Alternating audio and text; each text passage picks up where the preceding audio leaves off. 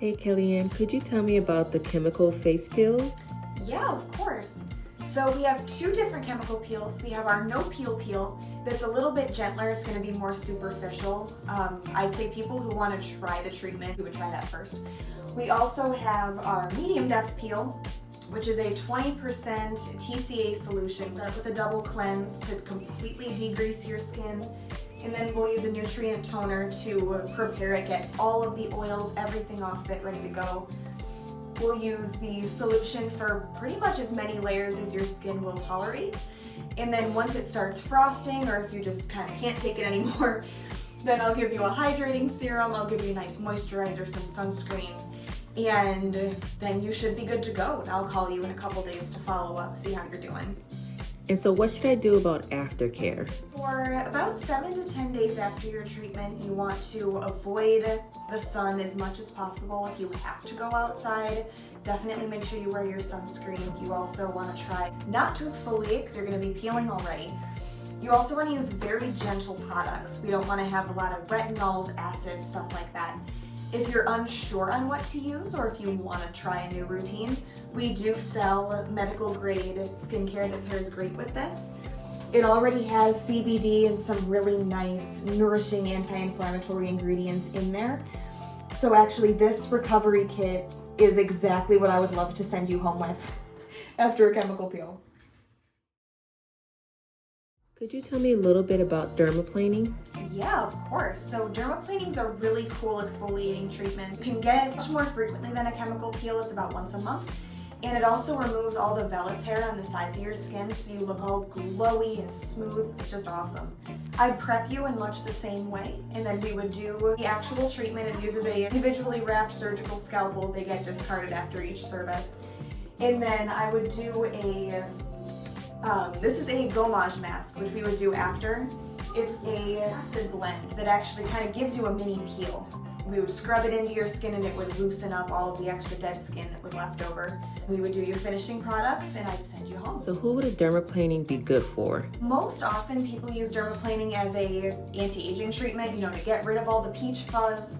It does smooth over fine lines and wrinkles, it shrinks your pores, but I actually really like it on super dry skin or super sensitive skin. It's going to be much gentler than a chemical peel, and it also helps your own at-home products absorb a lot better because it removes all of those surface layers. Skin's going to feel a lot better and a lot more hydrated.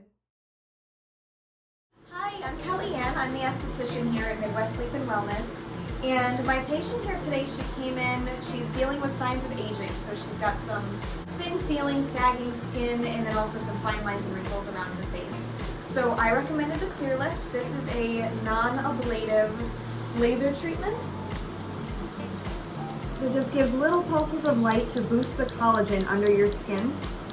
This is going to help to rejuvenate your skin and also plump out the fine lines and wrinkles underneath. A lot of people will also use this for hyperpigmentation. It helps to get rid of sun damage. The treatment takes about an hour and is actually very relaxing. I have a lot of my patients will fall asleep. So if you would like to get a Clear Lift, what's very important is to be really good about your sun care after. You are going to be a little extra photosensitive for the next week or so. Also, before your Clear Lift, it's good to prepare your skin with an exfoliation. A lot of people will come in for a facial or a chemical peel to really get those surface cells off because it helps the laser get deep in there. You can also just do a nice face scrub at home to help prepare your skin, but do not use retinol because that's going to make you extra sensitive and we don't want you to get red. Hi, it's Kellyanne again. So the last thing we're going to demonstrate today is the laser hair removal. This is I'm once again prepping the skin with just some ultrasound gel to protect from the light. And this is a really cool treatment to help get rid of unwanted pigmented hairs.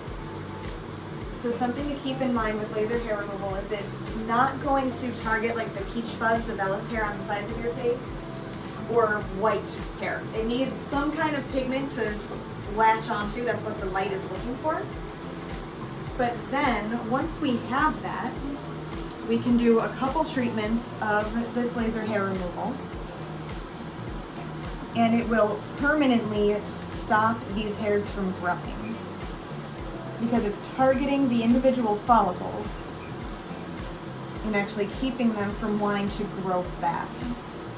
So this takes about 6 treatments spaced a month apart, because how this works is the laser targets the individual follicles in the growth stage of the natural cycle of the hair. So you need to have these multiple different sessions in order to get all of the different follicles wherever you're going. And this can be done all over the body. We get a lot of women coming in for the chin and mustache area.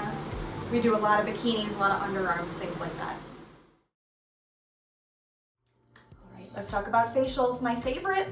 So for people who are new to skincare, or even just want a little extra pampering, your facial's probably gonna be your best bet.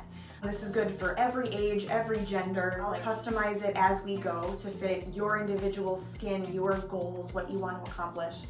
We'll do a double cleanse, we'll do an exfoliation, a treatment mask, and then I'll send you home wearing all kinds of yummy finishing ingredients so you just feel really good. Well, at least the rest of the day until you wash your face, and you should still be feeling those. And so what about after the facial? Like when I go home, do I wash everything off my face or do I keep everything on? So you want to keep everything on your face unless you're having some kind of reaction. Then of course, wash with cool water, gentle soap, all that. If you feel good, all these products want to soak into your skin for as long as possible. So even if you're a night showerer, try and keep your face out of it. And then in the morning, you can wash your face, do all your normal routine, and go back to things. Hi, it's Kellyanne again, and my patient also mentioned that she had a dark spot on the side of her face. So I recommended the Dye-VL treatment for that. This is a IPL type laser that is specifically going to target this little dark spot and just give it a zap to bring all of that dark pigment to the surface of the skin. I just prep the skin with a little bit of ultrasound gel. It's going to protect the skin around it so that it doesn't burn from the light. And then we're going to do 2 quick zaps. And I'm going to give a countdown. We're going to do 3, 2, 1. Perfect. And this head is cooled, so we're just going to calm the skin in between. Perfect. So just like with the Clear Lift, you want to be really good about your sun care after an IPL treatment. You also don't want to use retinol for a couple days before and after. We want to be a little bit gentler with our skin because this is still not an ablative laser, but it's a little bit more aggressive of a treatment.